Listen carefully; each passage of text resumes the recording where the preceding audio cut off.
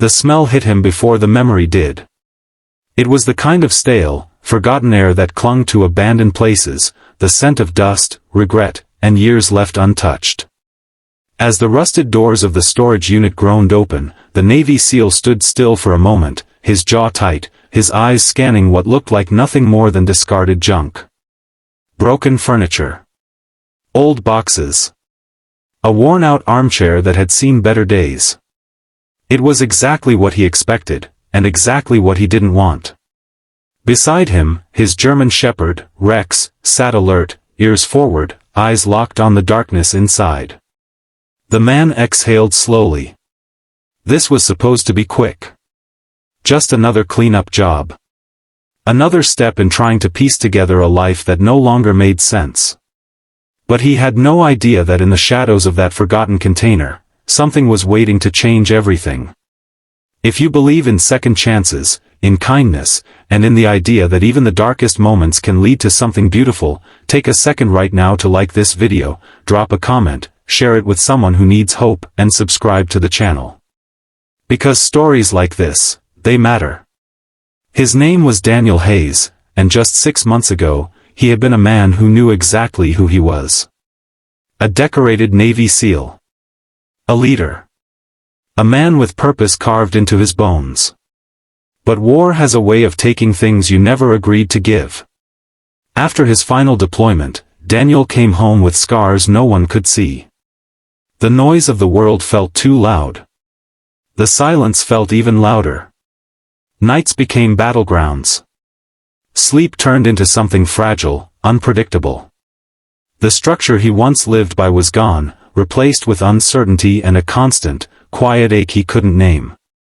He tried to adjust. Tried to be normal.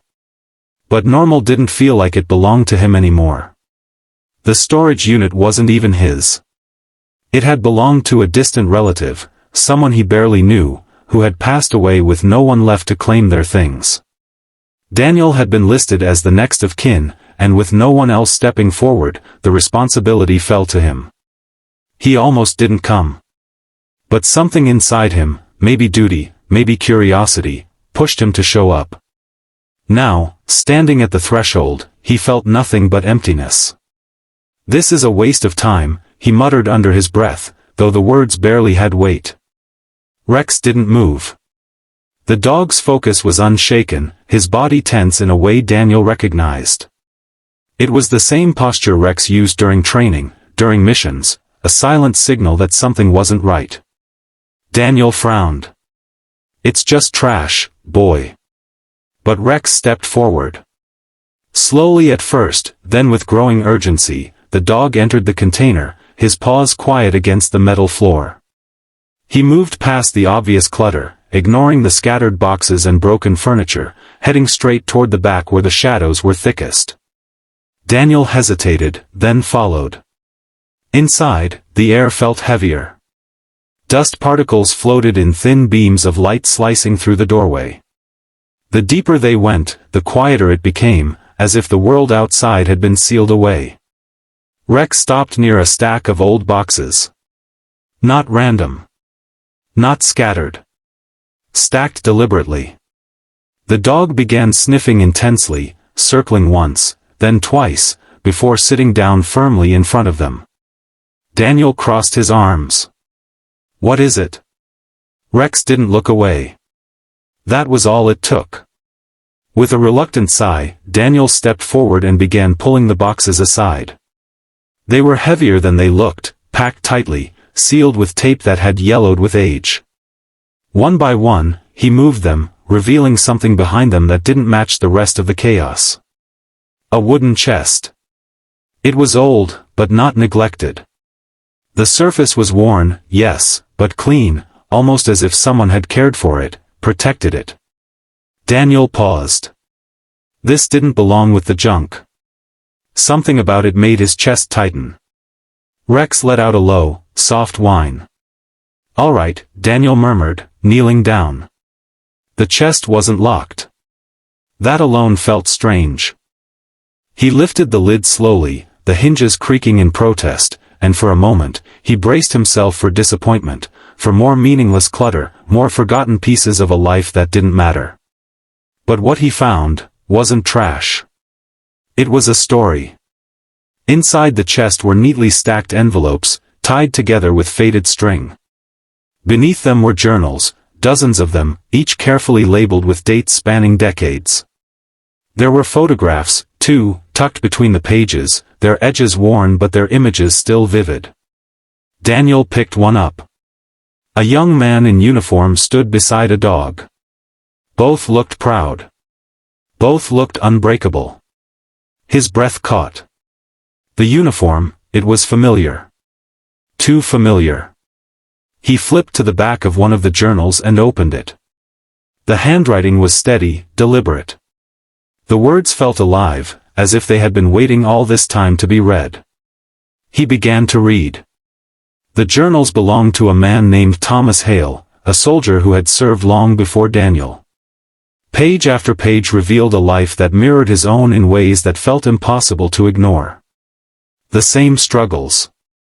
The same battles after the battles. The same loneliness that crept in when the world moved on but you couldn't. Thomas wrote about losing himself. About feeling like he had no place anymore. About standing at the edge of giving up. Daniel's hands trembled slightly as he turned the pages faster, pulled deeper into the story. But then, something changed. The tone of the writing shifted. Thomas began to write about hope.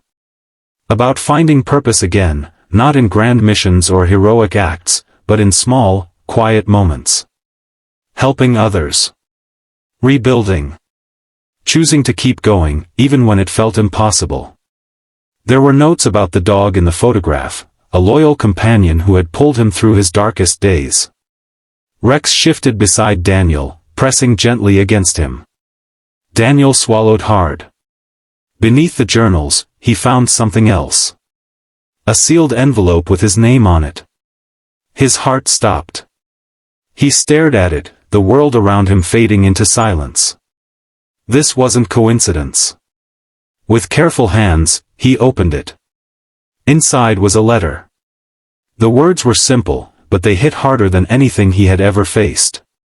Thomas had written it knowing someone like Daniel would one day find it. Someone lost. Someone searching. Someone standing where he once stood. The letter spoke of pain, but also of survival. It spoke of how easy it is to believe you're alone, and how wrong that belief can be. It spoke of the strength it takes not to fight enemies, but to fight the darkness within yourself. And then, at the very end, there was a message that broke something open inside Daniel.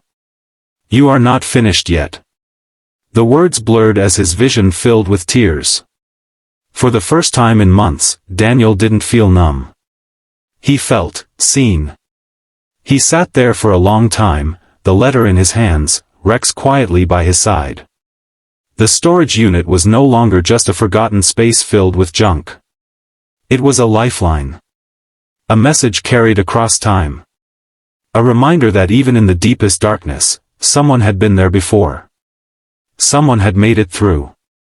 And maybe, just maybe, he could too. Days turned into weeks. Daniel kept the journals. He read them every night. Slowly, the chaos in his mind began to quiet. The weight on his chest didn't disappear, but it became something he could carry. He started taking small steps. Getting out more. Talking to people. Volunteering at a local shelter. Rex was always with him, steady and loyal, just like the dog in Thomas's story. And for the first time in a long time, Daniel felt something close to peace. Before we reach the end of this story, I want to ask you something simple but meaningful. Comment below with one word that represents hope to you. Just one word. Let's fill this space with something powerful. Months later, Daniel stood in front of that same storage unit. But this time, he wasn't alone in the same way. The emptiness that once defined him had been replaced with something stronger, purpose. He had turned the contents of that chest into something more than just a memory. He shared Thomas's story with others. He connected with veterans who felt lost, just like he had. He reminded them that their story didn't end where they thought it did. That sometimes, the most important mission comes after everything else. As the sun dipped low on the horizon, casting long shadows across the ground, Daniel looked down at Rex and smiled.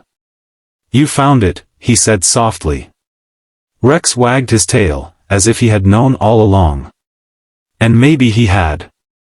Because sometimes, the things we think are worthless, the things we almost walk away from, are the very things that save us. If this story touched your heart, if it made you feel something real, take a moment to like, share, and subscribe. And most importantly, share this with someone who might need to hear it today. Because you never know, whose life might change because of it.